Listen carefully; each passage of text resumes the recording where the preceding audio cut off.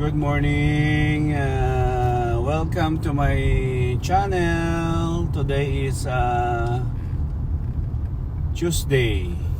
So going to downtown kami, going to work kami ni Mrs. So medyo traffic ng konti. Everyday naman ganito, mga 10 minutes lang.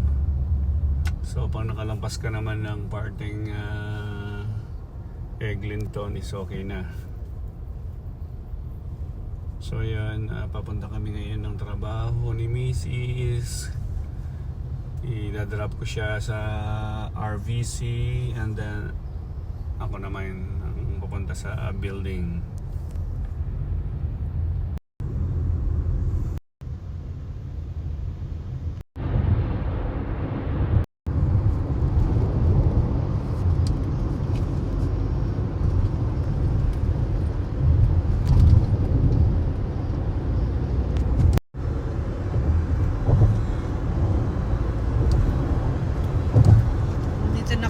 Sa downtown. Downtown, here we go. Work. So 6 days a week kaming nandito sa downtown Toronto.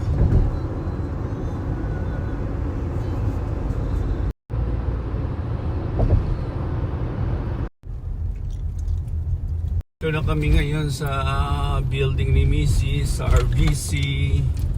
So idadaan ko lang siya. Then mamaya naman 4 PM is i-drop. Pipick upin ko siya dito. Pick up and drop ako. Pick up and drop. Door to door siya. So bali ito yung office niya. Okay.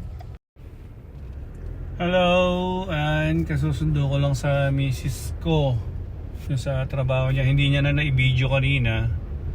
Kasi Baka matikita na sama ko. meron kasing enforcer kanina doon kaya hindi ko na napabidyo. Halika inaapor ako siya kanina. So nagsando ko dahil sobrang init dito sa Canada. So on the way na kami to Don Valley, then 401, then pauwi na kami. So ito medyo traffic kasi rito sa lugar na to, dito sa Simcoe. And so actually itong way na to is papunta doon sa building ko. Doon din kasi kami dumadaan pag umuwi na. So pag ganitong oras kasi sa madaming Rush hour to, kaya medyo traffic. Okay. Kami ngayon sa building. Ayan, yan yung building ko na pinagtatrabahuhan.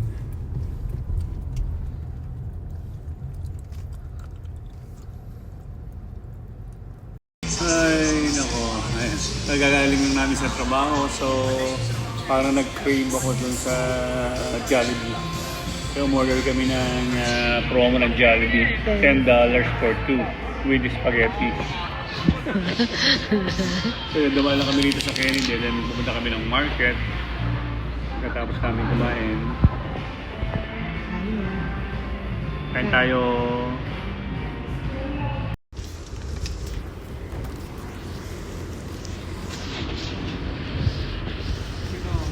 Oh, pinakita ko na.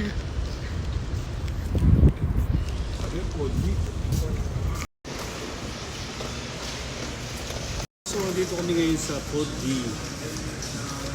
Good.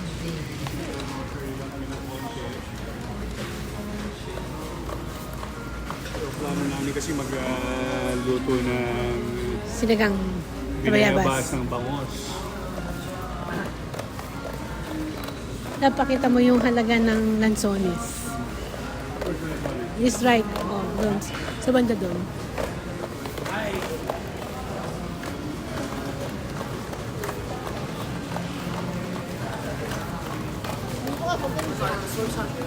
Ito labo. Makopa. Makopa, ano? May makopa Hindi, dito. no. So, meron din palang makopa dito sa Canada. So, magkano siya? $9.99. $9.99. Samantalang sa atin to is Hinihingi lang. hinihingi lang sa mga kapitbahay. Yung rambutan, ganun So din. yung rambutan nila is 9.99 per pound. Yeah. So sobrang mahal niya compare mo sa atin sa Pilipinas. So yun, meron din tayong mga, ito ba yung lansones? Oo. So, imagine that. Lansones, 13.99 per pound. Gano'n karami. Dito lang ganun lang karami, wala pa sigurong 1/4 to, o mga 1/4 lang ano. Wala pa. So 13.99 per pound siya. So actually lahat naman ng prutas dito is nandito, kaya lang medyo Mahal. mahal. Tulad dito, bayabas, guava. So 5.99 per pound siya.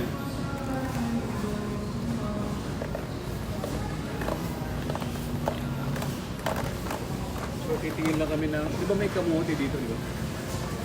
Oh yeah, dito tayo bumili ng kamote sawa. Or pwede rin kangkong. Yeah. Ala na. Hindi naman ang okra nila dito. Kasi imagine yung okra nila is $6.2. Ano tayo sa? Oh, very expensive. Huwag muna lang. Sa best ko na lang, mas mura sa best ko. Medyo mahal dito yung ibang prutas.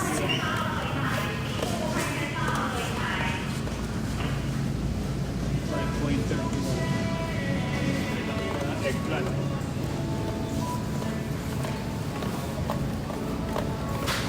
So, parang doon yung mga kamote. Mm.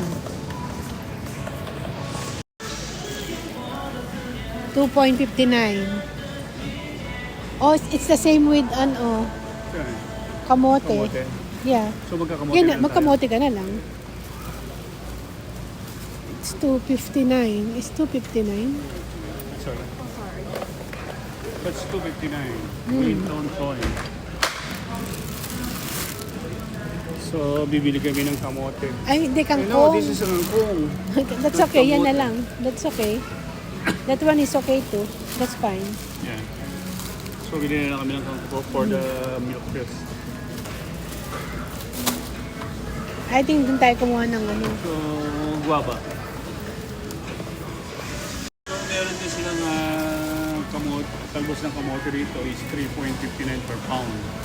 So, madami naman siya. Hmm. So, kasi yung ginawa kong kamote, tinanim ko yung tumutubo na. Tumutubo na. Oo. So, sa Saturday, tatanim ko ulit yung binabot ko sa tubig.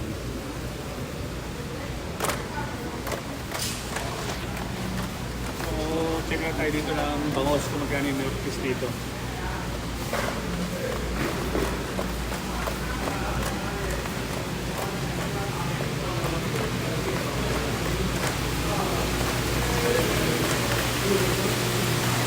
So, kasi dito pwede, pag bumili ka ng isda dito, fish, pwede mo siyang ipalinis kaso may additional charge na.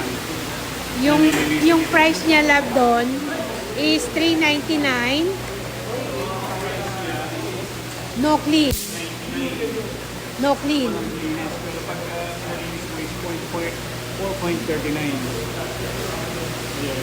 Like 50 So, cents. yun, kung gusto mo rin siya ng mga crab, so madami tayong mga crab dito. So medyo mahal siya, 32.88 per pound. So very Dami. expensive. Ito yung kuhol sa atin labo. Na? Kuhol sa atin.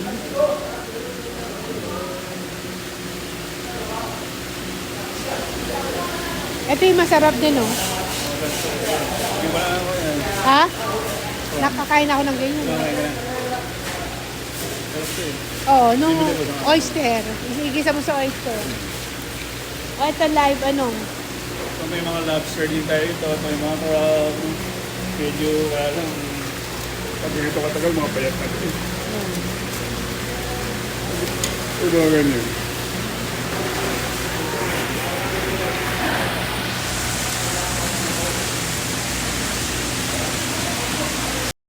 Hello! Good evening! Good evening po. So katatapos lang namin kumain ni Mrs. Yung binili namin kanina na bangos na inasiman namin ng guava. Binabayasa. Binayabasang bangus o milk fish na may halong kangkong. Napasarap na naman po Oo. yung pagkain. So napasarap na naman po yung aming pagkain kaya walking din. Tagtag.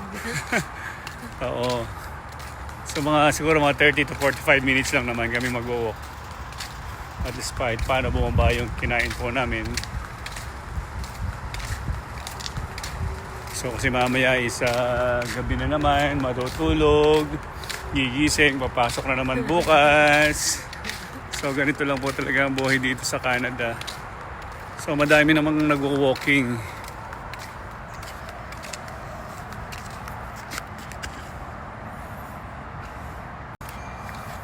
So yan, yun po mga nag-walking. Ano pa ka lang pa? Nakalimutan ko na lang. So Oh, dito kami sa ayan lang pala yung park. may park dito maliit pa lang. Ayan. Ganyan lang.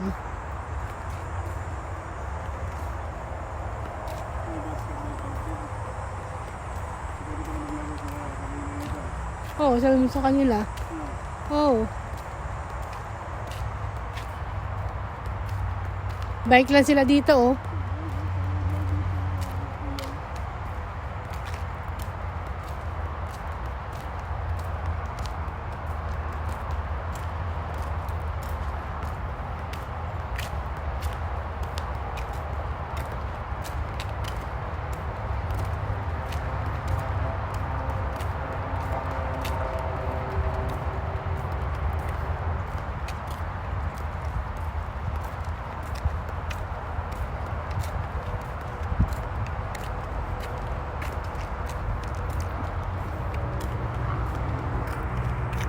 Galing kami ng park dito sa loob, tinignan namin, pero mga laruan lang ng bata, then parang tennis, Tennis court.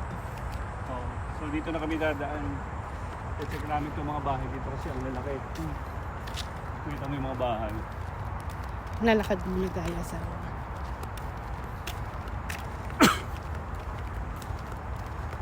So mas malalaki yung mga bahay dito kung muna sa kabila. Oo. Yung kalye. Ito malalaki, oh.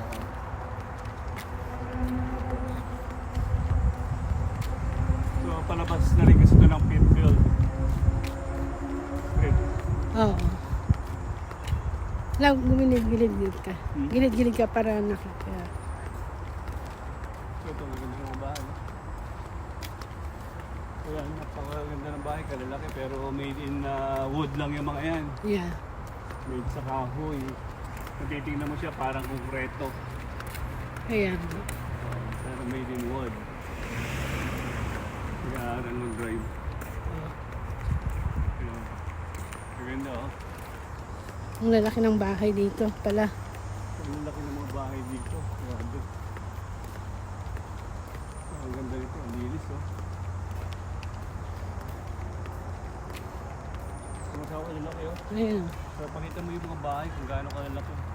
So, kung bibilin mo siguro yan, mga hindi lang 2 milyon, ano, mga 2 milyon yan, ano. Hindi lang, baka 3 million. 3 3. milyon, ano. Kasi nandito sila sa ano lang, pinaka-city to eh.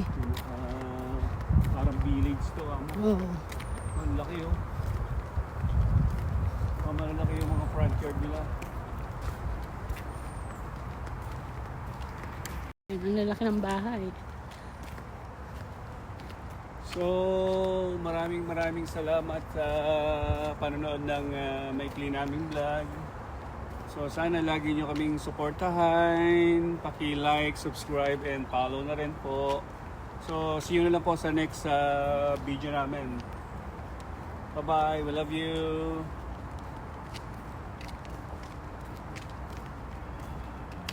Laki yun, grabe ano. Ayan. Ano?